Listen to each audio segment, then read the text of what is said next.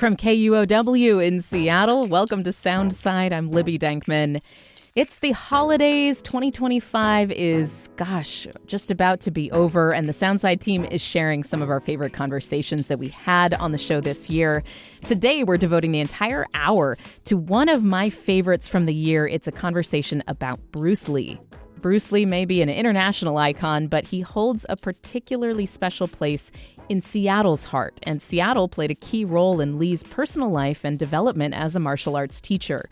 He attended the University of Washington and taught martial arts around the city.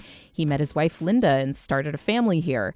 And after his tragically young death at age 32, Lee was buried at Lakeview Cemetery on Capitol Hill. A biography out this year by historian and author Jeff Chang traces this journey, along with Lee's path from a child movie star in Hong Kong to struggling to break into Hollywood and finally finding major success with gung fu action movies. The book is called Water, Mirror, Echo: Bruce Lee and the Making of Asian America. In it, Chang shows how Bruce's life in America mirrored the rise of Asian American identity in the 60s. In our interview, which aired last month, Jeff Chang and I talked about how Lee's lived experiences informed his approach to Hollywood. He begins to identify with those who are put upon or oppressed. And that's what really translates into his movies. And how his short life left an imprint on Asian America that can be felt to this day. The mountains that he scaled, the fact that he broke the bamboo ceiling for us is just, it's awe-inspiring to me. We'll get into all of that and a lot more in the interview with Jeff Chang. Here's that conversation. So listeners might know you from your seminal history of hip-hop, Can't Stop, Won't Stop. And I'm just curious, before we get launched into the Bruce Lee story, how did you get from writing about music history to Bruce Lee? Like, why did you want to tackle this icon of Asian America? There's actually a very little connection. After I wrote Can't Stop, Won't Stop, a Korean-American editor in the industry named Junie Don came to me and he said, "Hey man, you're an Asian American that wrote this history of hip hop. I bet you could do a biography of Bruce Lee." And I was like, "Yeah, hell yeah, I could do that." So it took me a really short time to be able to sign up. It took me forever to write the book after that. And so unfortunately I didn't finish the book with Junie, but I had an incredible editor, Rakia Clark, who I just owe everything to her. She helped me put it together and bring it home. And was this a personal passion of yours ahead of the recommendation to write the book? Like, did you grow up a Bruce Lee fan? Yeah, I think our entire generation did, Who didn't, right? All, yeah. Yeah, it's like we're all kids out there. I grew up in Honolulu, Hawaii. And so everybody on the playground was Bruce Lee, right? And the way I liken it actually is that I am just the way my kids never knew a time before hip hop. Like, it's hard for me to remember a time before Bruce Lee, And so we never got to see him on the screen. We saw him on TV. And then later on when, those things called video cassette recorders came in, we were watching those and wearing those out and breaking the tapes on those from overuse. But yeah, so we all grew up with Bruce Lee. And I think that when, we came up with hip hop, Bruce Lee became the guy that put us in the conversation. I remember, I think it was Giant Robot that actually put out this doctored, photoshopped image of Bruce Lee shirtless with wearing some dark glasses, with his hands up over a pair of turntables. With a turntable, yeah. Getting ready to get busy, right? Like, that was our generation's kind of Bruce Lee. He was the guy that made us cool. Yeah. So I definitely grew up with Bruce Lee, and getting a chance to be able to write about him, man, I learned so much, So just to get some grounding in the biography here, Bruce Lee was born in San Francisco when his parents were working here. His father was a famous Cantonese opera singer and later a movie star. Bruce himself was a famous child actor in Hong Kong when they returned. And there is this interesting mix of things that you write about in his childhood.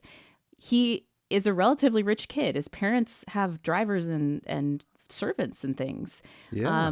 And yet there is this rough and tumble aspect. He is starting street fights. He's kicked out of school at one point. This is Hong Kong under British rule What is the scene like that he's growing up in, and how did that shape young Bruce Lee? Well, I think, Bruce was a small child. So yes, he's born in San Francisco in a segregated hospital in Chinatown, right? This is something that I think has been almost not buried, but it just hasn't been talked about. He was born in the US during the time when the Chinese Exclusion Act was still in full effect. And he's born in a segregated hospital in Chinatown. And his parents are here on a work visa to perform in the Cantonese opera. But if you had looked at uh, Trump's executive order that's trying to get rid of birthright citizenship, right? Um, Bruce would have been deported with his parents immediately, under Trump's order, which is now sitting in the courts, and the Supreme Court will probably weigh in on it. But And it's he a would never very have been able to come back as a he citizen. never would Yeah. not have, yeah, he would not have been, he was born a citizen. Trump's trying to get rid of that type of right. And so, people are like, why do you hijack the current immigration debate into this? It's because it's something very real for a lot of us, as folks who are of Asian or Pacific Islander descent in the U.S. And also it's part of the politics of immigration. Like the things that are going on now are not so different from what they were back then. Anyway, just to kind of fast forward on this. So Bruce grows up in a Hong Kong after the war, which he barely survives, right? He's like many kids on the verge of starvation, but his parents are able to nurse him through this. And then he is growing up in a Hong Kong in which the Chinese Civil War has ended and refugees are pouring over the border. So literally hundreds of thousands of people are populating Hong Kong overnight. And most of those folks are young. And the young men are underhoused, underfed, and angry. And they're also bringing with them a lot of different types of fight club things. They've been studying Kung Fu in the cities that they're coming or the towns that they're coming from. And so there's this really elaborate kind of fight culture that grows up. And Bruce falls into this, right? He's a small kid, so he's bullied. And I think that that's when he decides, man, I got to learn how to defend myself. But he actually finds that he loves the taste of blood. And so he gets into these fight clubs and he's over there going, hey, man, my school, Wing Chun, is better than your school, Charlie Foot. So let's like fight on the rooftops. All of these kids end up in the movie industry 10 years later, which is why we get all of these Kung Fu movies where it's like, oh, my school is better than your school. And, they're now just wearing Ming Dynasty costumes and it's transported back into history and on a movie set. So Bruce is ahead of the game because his father is a superstar in the Chinese film. And so he's a teen idol. He's like somebody who's very handsome and he's got this double life. He's a cha-cha dancer. He's on the screen in like cashmere sweaters and he's like looking, very cool and young ladies like idolize him. He's giving out glamour pictures of himself. And then he's also getting into these fights in the streets. And you write particularly about one or two incidents of Bruce getting the best of white British bullies. And like one scene where there's a white British bully who he wins a fight and then he kind of stuffs the kid in a bathroom stall and, steals his clothes and kind of humiliates him, Humiliates him, yeah. And there is this, there is this like really, big struggle, especially with the young men in these scenes where there are these, British guys and there's a masculinity struggle happening. Can you talk to me a little bit about like the role of colonialism on Bruce's perspective at that time? Sure. Bruce is, as you were saying, as we were talking about, relatively privileged as far as, Chinese kids go. But he's always also aware that the British colonial administration is going to block his, sort of his avenues towards what he might want to become or be. And so he's very resentful. There's sort of a nationalism that grows up in him. And he is at least a quarter European as well. And yet he identifies with the other kids who are like that. So, after school, he's going with his friends up to the British private school. He's a private school kid, right? But he's going up to the British private school and he's trying to pick fights. And that's sort of one of the things that he carries with him is this sort of resentment that's fostered from a very young age. And it's born of like multiple humiliations, big and small. So again, he is this successful young actor, teen idol, cha-cha dancer. He has a number of big movies under his belt. Like The Orphan is, considered a classic at this point, and his acting particularly maybe one of his best roles. But he is struggling in school. He's a distracted student.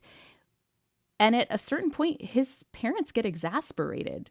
Yeah. Why do they decide the answer is we send our son alone back to the United States? Well, I think that part of it was that they knew, look, when they left the country, when they left the U.S. and Bruce is like just a couple of weeks old or several weeks old, they had to fill out this elaborate paperwork to assert Bruce's citizenship. And literally at the bottom of it, and so they go through these humiliating interviews, they're called the alleged father and the alleged mother of Bruce Lee. But every Chinese person born in the U.S. had to go through this if they were going to leave the country. It's very difficult for people to understand these days, like just how little freedom they had, even trying to leave, even trying to leave. And so it was imprinted, I think, on their parents' minds that Bruce would have to come back at some point to be able to assert his citizenship. And they knew that the selective service thing was going to be coming up. And at the same time, Bruce is getting into all these fights. And finally, he gets into one too many fights. His parents get called into the school. The policemen are there. They're like, look, we're going to arrest your kid, throw him under the jail. He's causing so much problems. And his brother is really worried for him. His brother's going to his parents and saying, Bruce is going to get himself killed. He's like fighting the wrong people now.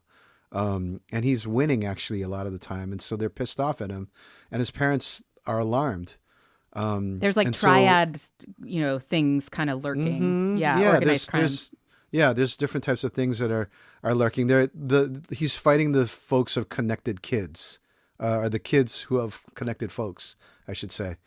And so they're like, that's enough.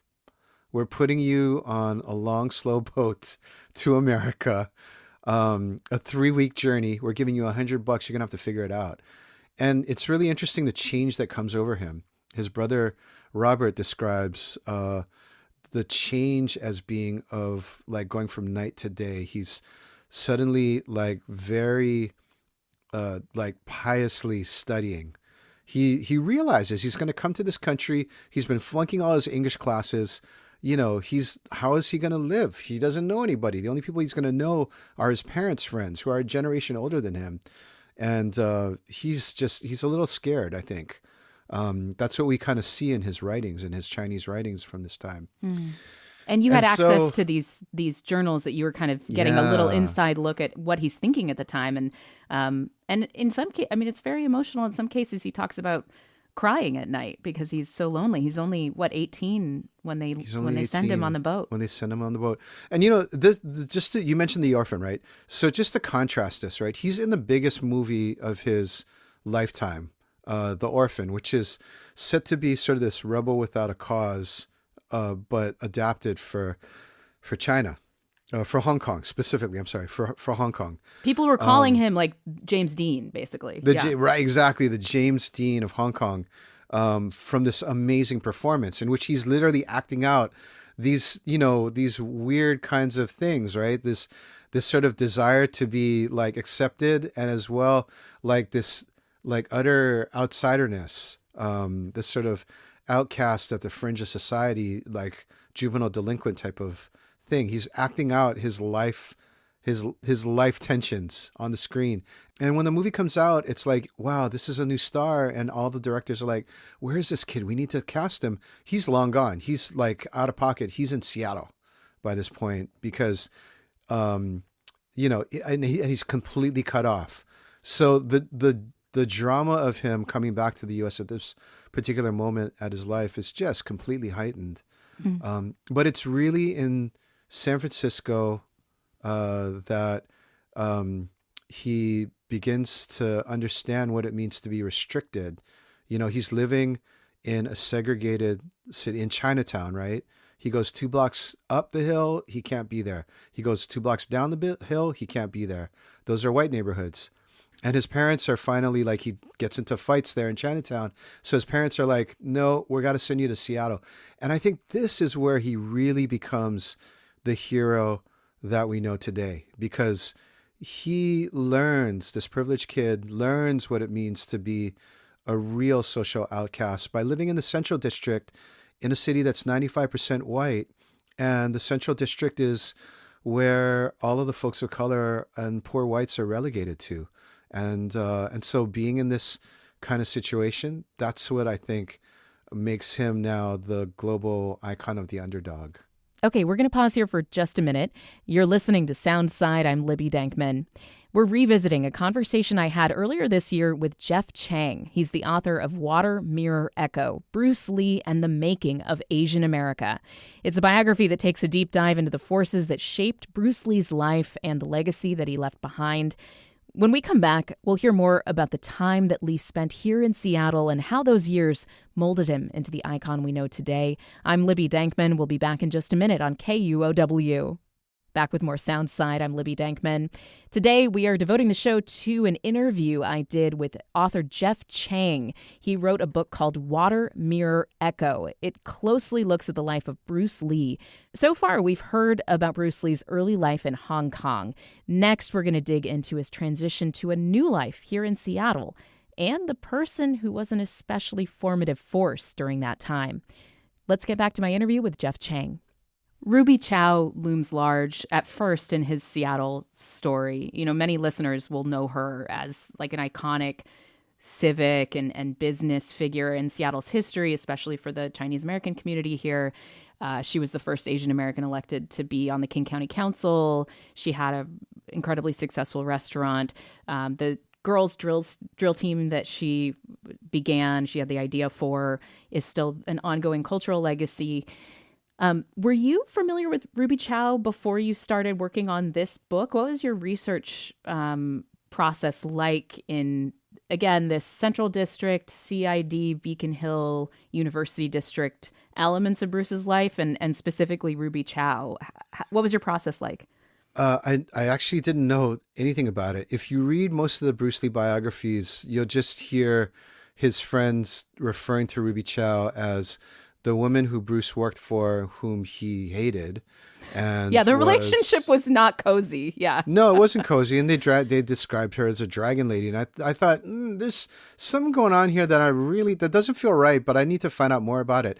And what I found out, of course, is that Ruby Chow was really the most powerful Asian American person in the country at that particular moment, right? In the beginning of the 1960s. I don't think that there's a single person who can command a city's elite, their attention, like Ruby Chow can. And she's done this from the vantage point of having her restaurant, at the top of First Hill, and also being somebody who is not afraid to actually get in there and mix it up and become a broker. So she's doing everything. She's helping people with their immigration cases. She's helping people with their health, issues, trying to get them services from Seattle's healthcare system, right? Because again, it's still in many ways segregated. She's somebody who is, working on criminal stuff like that come up. Like she's helping both the police and she's helping folks who live in the CID. She's got her hands in just about everything that's happening in the city. And Bruce goes to work for her and is living, in the sort of housing, the little sort of rooms, bunks and that kind of thing above the restaurant, and so the encounter is a lot deeper than just Bruce didn't like her and Ruby's a dragon lady. This is a young kid coming into working for the most powerful Asian American in the country and like learning actually what it means, what the structure really of Chinatown, of Asian America is like at this particular point. And what's really interesting is that suddenly Bruce develops kind of this almost kind of pseudo-Marxist type of critique of Ruby. He's like, man, look at all of us workers. We're like here at the bottom, and we're making Ruby rich so she can move to, whatever, to Seward Park or whatever. Like she's like exploiting all of us. And there's It's like a Maggie's Farm moment. it's exactly. That's a really good way to describe it. And like whatever, some of it's in his imagination, maybe some of it's true. What is true is that I think Ruby also teaches him a way to be able to make it in America. I think he's absorbing a lot of lessons from her. Perry Lee, one of the great sort of historians of Bruce Lee, Seattleite, showed me Bruce's first business cards, and they're an exact copy of Ruby's like graphic design and her like menus and her, it's red and gold, and it's like he was putting out business cards at the age of like 20 so that he could advertise like his whatever his his kung fu services. So he's actually learning a lot of things professionally about how to make it, but he's also beginning to understand like how Chinese Americans in the new generation can interact with white elites and white American society. And I think that this prepares him for when he finally is able to graduate from Edison Tech and enter into UW. Yeah, and that's where he got his high school diploma, basically, and took a lot of English classes at Edison Tech on Capitol Hill. Mm-hmm. And then he's at the University of Washington. He's studying philosophy. He's reading a lot. And then he's developing this following and also these set of studios where he's teaching martial arts. What was that scene like? Were you able to talk to some of his former students if they're still around? And what did that look like in the early 60s?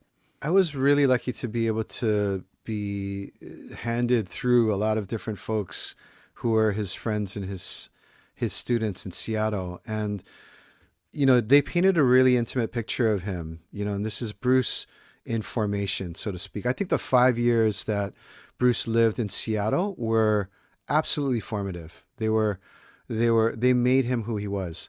And so he is literally like this 18-year-old, 19-year-old trying to figure out like, where am I at? What am I doing? Going immediately into becoming a teacher of students who are much older than him, and in the process, developing these friendships and these relationships that really deeply impact him. And so, he comes to Seattle. Ruby notices that he loves Kung Fu because when he's walking with Ruby and her husband Ping, like he's behind them and he's kicking trash cans and he's like, getting into defensive crouches against like people who are standing on the street on him, like he wants to like test or fight them. And he's just very unusual and like, yeah, he's just very weird. The guy has a lot of energy. Ever since he was a kid, that is a theme, that he has more energy than he knows what to do with, and that people around him know what to do with.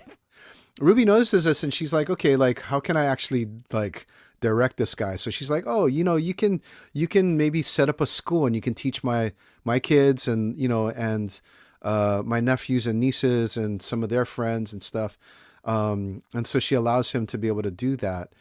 But what really happens is he does these public performances, and when he does them, suddenly people are like, what is that? And this is a generation of young folks who are learning about self-defense. There's an interest in karate. There's an interest in judo, the Japanese arts that have come back because of the end of World War II and the fact that a lot of military folks have studied there. And then there's a fascination with the Seattle Dojo, which is right up there on the hill above CID. and in the sort of Nihonmachi district, and so he's doing this, but nobody's seen Kung Fu at this particular point in the U.S. And so Jesse Glover and his friend Ed Hart, Jesse Glover, a Black American, Ed Hart, a white American, go to Chinatown to see Bruce doing this demonstration, and they're totally enthralled. And Jesse is somebody who, at the age of 12, was walking back with his friend from Georgetown through the Pioneer Square and didn't run up on, two drunken cops run up on him and his friends, and they beat him horribly. They brutalize him for no reason at all. And so for Jesse, self-defense is really real. He's wanted to learn his entire life. And so he starts stalking. He finds out Bruce is going to Edison Tech like him, and he starts stalking Bruce, like following him, begs Bruce to teach him. And Jesse becomes his first student. And I think in hearing these stories, right, how can you not be moved, right? Like, how could Bruce not be moved by Jesse's story? Another student that Jesse brings in is Taki Kimura, who is 18 years older than Bruce, and who himself, when he's at the age of 18, is on a train heading to a concentration camp because he's Japanese American. And that shapes him. And so, Bruce and Taki becomes best friends, and Taki kind of receives from Bruce like all this encouragement and all this confidence and sort of a way of being back in the world that kind of helps him to deal with the fallout and this sort of self immolation, really, that's come out of the camp experience. He gives him his confidence back. And I think that Bruce being in with these guys, that, and then also understanding the Chinatown experience, he begins to see life from the other side, and he begins to identify with those who are put upon or oppressed. And that's what really translates into his movies later on. I was really struck by one story, and I can't remember if this was Taki or one of the other students who shared it, where Bruce kind of brought that sense of nationalism, because he grew up in Hong Kong, where he's not a minority by any stretch, but had that struggle with the colonial forces of the British and feeling like a sense of like, we have to fight back and like consolidate a strong sense of nationalism as Chinese and Hong Kongers. And so he's in Seattle, and he's proclaiming things like, I think Chinese are the best, something like that. And he's bringing that attitude to a place where he's talking with like a lot of these students who have been minorities their whole lives in America and have, a deep sense of, yes, being brutalized, being locked up, having their, everything taken from them because they're minorities. And it really strikes me about how Bruce learns through their experience, maybe what it is to be Asian American. And yet he holds on to that strong sense of identity and pride in who he is in a way that he's been conditioned to from growing up, where he grew up. Yes, he grows up under an apartheid state, right? Hong Kong, like many of these colonies, are apartheid states, and so, like we were talking about earlier, he grows up with a sense of nationalism, and when he comes to the U.S., there's a little bit of naivete, is the way I think that Taki and other folks of color see Bruce, right? Like, there's a story that Andy, Taki's son, told me about the two of them. I think they were leaving Taki's grocery one day, and Bruce is driving, and they're driving very slowly. And so a cop comes up behind him, decides to tail him and pull him over, right? Because, of course, right? Like driving while Asian, I suppose, right? And so they're, Taki and Bruce are laughing about a joke, and the white cop walks up to the window, and he's like, "Oh, you think it's funny, huh? You guys just think this is so funny." And Bruce like balls up his fist and is ready to punch the cop like through the window. And Taki grabs his hand and holds it down. So no, we're not going to do that. Right. And has to tell him afterwards, right? Like tries to calm Bruce down, tries to tell him, no, you don't go around beating cops. Like you will end up dead. Taki is coming back into being what he calls his full self, right? And Bruce here is needing to learn and understand like the ways of Seattle and the rest of the U.S. From his older student who, had from his been learning from him, but, Taki has all of this life experience under his belt. Yeah, 2000%. And, and so this is, I think, the moment where he begins to realize, oh, okay, like things maybe are not the way that they were in Hong Kong. Of course, when he goes to Hollywood, all of this stuff is reinforced over and over and over again. So he begins to realize, I think, at that particular point in Hollywood that the way that Hollywood is treating him is actually part and parcel of the way that folks of color are treated in the U.S. He's learning from people like Kareem Abdul-Jabbar, who he takes on as his student, and they're having these conversations. And, Bruce is like, man, I can't get any parts in Hollywood. They just don't understand like what I can do and what I can be. And Kareem gets that, right? Kareem is also somebody who from a young age has been in the spotlight. And Kareem starts, talking to him about the history of colonialism in China and Hong Kong. And Bruce is stunned to find all of this type of stuff out. Like Bruce is giving Kareem the Book of Five Rings, Miyamoto Musashi, one of these classic martial arts manuals. And Kareem is giving him histories of colonialism so that he's finding out, oh man, in Shanghai, you mean there are parks that Chinese couldn't go into? And of course that turns up later in Fist of Fury. But yeah, so he begins to learn that. And I think that that's why he finally decides that Hong Kong is where he needs to be, because people will see him there as he sees himself, which is as a main character. Okay, we have to take another quick break. You're listening to Soundside. I'm Libby Dankman, and I'm talking with Jeff Chang, who wrote Water, Mirror, Echo. We originally aired this conversation last month. When we come back on Soundside, we'll hear about the rise of Bruce Lee in Hollywood and how his career was cut short by his sudden and unexpected death. I'm Libby Dankman. Soundside will be back after this on KUOW. Back with more Soundside, I'm Libby Dankman. Let's return to my conversation with Jeff Chang. We originally aired this in November. Chang is the author of a biography about Bruce Lee out this year called Water, Mirror, Echo. So far, we've heard about Lee's life in Hong Kong and Seattle and how the city changed his trajectory and set him on the path to become the legend we know today. Now we're going to dig into the chapter of his life that launched him into superstardom, his big break in Hollywood. So Bruce, he starts a family in Seattle. He meets his wife, Linda. He has 2 children. Mm-hmm. And then, of course, when he wants to be in movies again, he's thinking Hollywood is the way to be. But as you say, he runs into this racism and these blocks. He's in the Green Hornet, he's Kato, and maybe some people notice him in that, the one season of that show. But it's framed as like, sidekick. He's the quote unquote Oriental. He's a cook. He's a driver. He's a manservant. Yeah. I mean, and actually I'll tell you this, that I don't think he ever expected to be back on screen.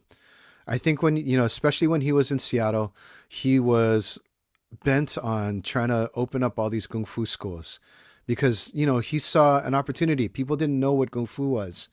And then he gets this call out of the blue as he's developing himself and gaining a reputation as a martial artist, and going to Long Beach and doing an exhibition there in which there's a lot of Hollywood execs actually and actors and famous people in the crowd. And they're like, who is this guy? This guy is amazing.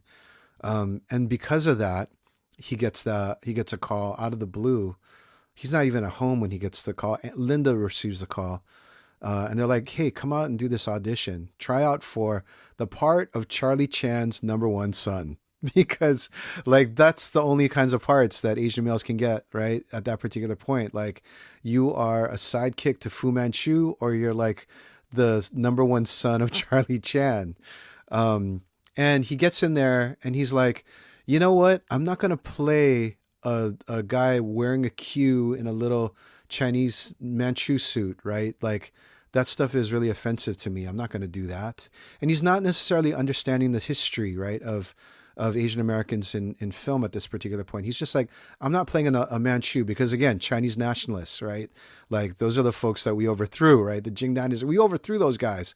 And instead, he ends up playing a sidekick, a driver. He's like the person who has no lines in the first several episodes of, he gets an acting coach and they're like, where are your lines? And he has like, I guess I don't have any.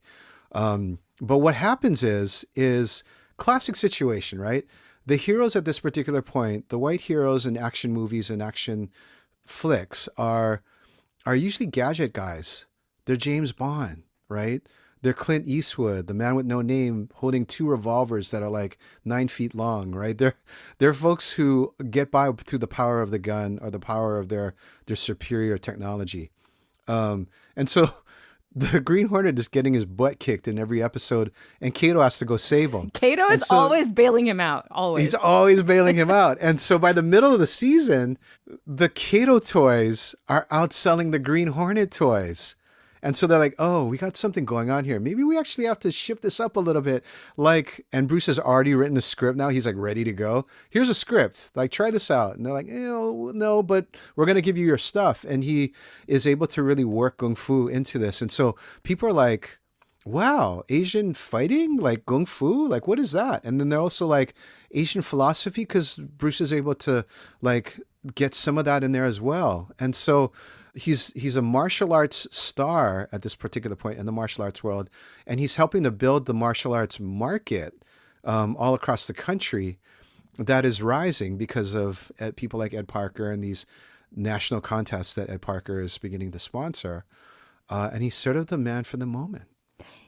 Of course, his biggest breakout, though, as a leading man has to come back in Hong Kong. Like, he eventually realizes that. So he heads back. And he has this meteoric success with Kung Fu movies. I think Fist of Fury is probably the one that international audience might know the best. But they are like these 3 huge, just gigantic smashes. And basically studios in Los Angeles had to be like, oh, well, like we want a piece of that. And Enter the Dragon starts filming. I'm curious, did Warner Brothers at the time realize what they had when that was filming? No, they did not. They really did not. So we have to take it back a little bit, because and also to say there's Warner Brothers movies and then there's Warner Brothers TV. And so Warner Brothers movies, there's a guy on that side named Fred Weintraub, and he's like, man, I don't understand these Kung Fu movies. I don't really like them, but these Kung Fu movies are going to be huge. And this Bruce Lee guy, he meets him at a party, that's actually at the head of the studio's house. And he's like, this guy is pretty amazing. Like, we should do something with him. So he tries to create a film for him that's called Kung Fu. And he's unable to make it as a film. And so they decide instead that they're going to pick it up on the TV side and make it into a TV series. And so Fred's like, okay, this is the guy. He's got to do this. And the TV guy, like, sort of asked for an impromptu audition. So Bruce comes in, he slams the door, drops his athletic bag, starts throwing some punches, takes out his nunchucks from the bag, starts flinging those nunchucks around. The guy's like, whoa, what's going on here? Like, slow down. He's like, feel my muscles. Like, Bruce is just doing Bruce. And the next day, Fred calls this guy, Tom Kuhn, and he's like, well, what did you think of the kid? And Tom Kuhn was amazing. I think he might be too authentic. And then he says, and nobody's going to understand him. Nobody can understand his accent. Bruce has like a British inflected, Hong Kong, I call it an Asian American accent. But he's it's convinced, very proper sounding. Like, yeah, it's very proper sounding. Yeah, and contrast with American English, yeah. Yeah, and it was just another sort of way of saying like we can't have an Asian male lead, you know? And so of course they cast David Carradine in this part for this series. They put him in yellow face, they tape up his eyes. David says, "I'm going to crouch on the set so I look smaller." And and then they set the debut of this for the week that Nixon goes to China. And so the show blows up, and Bruce is just like, wow, like that's what they really think of me. He's like, okay, that means that I really have to go hard here. If I'm going to be the main character, I have to go hard here. He gives a bunch of interviews in Hong Kong and in Taiwan and around Southeast Asia where he's like, this is where I'm meant to be. And he's heartbroken actually in this. So the whole time that he's there, he's thinking about how to try to come back. And within 2 years, within a year and a half, really, he's blown up. He's had box office hits. He is able to get a deal where he can make his own movie. And this sets him up for Fred to jump back in the picture and say, hey, man, like, do you want to try to make a movie here now? And Bruce is like, oh, yeah, let's do it. And the fights that he goes through to get the movie made are Enter the Dragon, yeah. Yeah, to get Enter the Dragon made are unbelievably taxing. Some of his friends actually say that that's what really might have killed him, was that Bruce was trying so hard to be able to represent Asians and Asian Americans, Asian philosophy, Asian fighting arts in the best possible light, that that's what broke him. So that's sort of where we get to in 1973. He doesn't live to see it premiere. He dies. The movie premieres a month later. It's also his death, the subject of a lot of tabloid speculation. You have talked about not wanting to dwell on that and the kind of almost conspiracy theory and like constant, fascination with that part of his story. How did you think about approaching that in the book? Yeah. I was really struck, by the fact that many narratives, many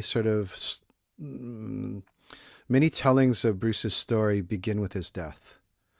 And I think about it, right? I think about like Jimi Hendrix. I think about Kurt Cobain. I don't think the dominant narratives out there about Jimmy or Kurt like start with their death. But there's something about Bruce that causes folks to be wanting to hear about his death first, or wanting to tell about his death first, as if that's the most significant fact and that's the reason why we remember him. I think that when people are sitting there in the theaters in 1973, and I don't know, because again, I'm a baby. I can't get in there. I'm not going to get into that movie, but they're seeing a person who is so alive on the screen, and yet he's gone, and people can't get that. And there's a huge demand, right, to see more of him, to hear more from him. And I think that there's a sort of melancholia around that maybe actually even grows into parody, right, with the Bruceploitation movies and a whole bunch of other types of weird retellings of his story that then kind of cloud his real life with a bunch of myth, as if anybody really understood what his real life was about at that particular point anyway. It's partly my contention that part of the reason that that Bruce has been able to become such a sort of universal, signifier, symbol to so many people floating above things, is because people know so little about Asian America and Asian Americans. But it's also my contention that if people actually really know about these facts, these details of his life, that his story becomes much more universal. And the mountains that he scaled, the fact that he broke the bamboo ceiling for us, is just, it's awe-inspiring to me. I understand that this is technically not an authorized biography, but Shannon, Bruce's daughter, she really opened up the archives for you, and you have a relationship with her that's been really fruitful over the years while you've been researching.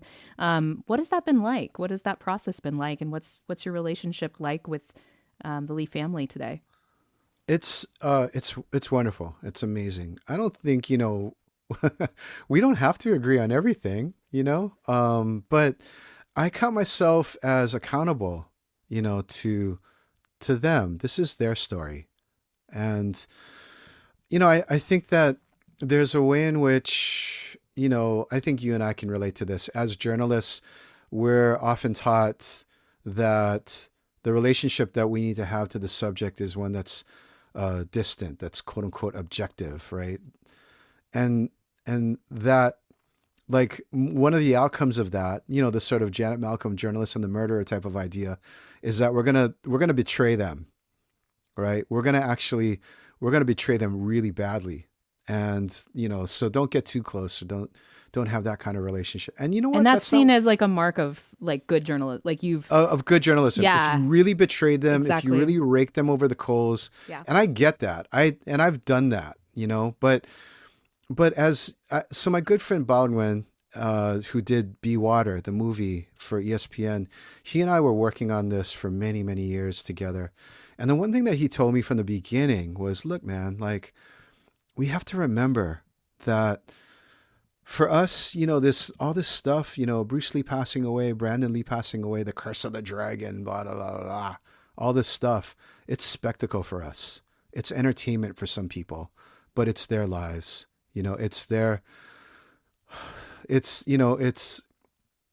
Shannon's father, I'm getting emotional thinking about this, but because I've also had a lot of premature death in my family as well.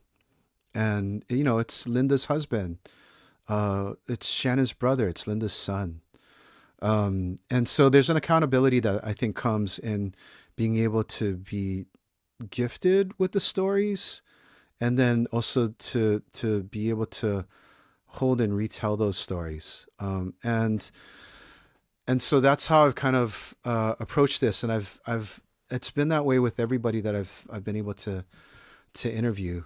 And on that note, you're going to be in community in Seattle with Shannon and friends of Bruce's. Yes, it's going to be a really unique event. And I think a lot of folks who have listened, I mean, I've been riveted by your storytelling and the way that you have brought this to life for us. But I would just love to hear more about the event that's going to be in Seattle.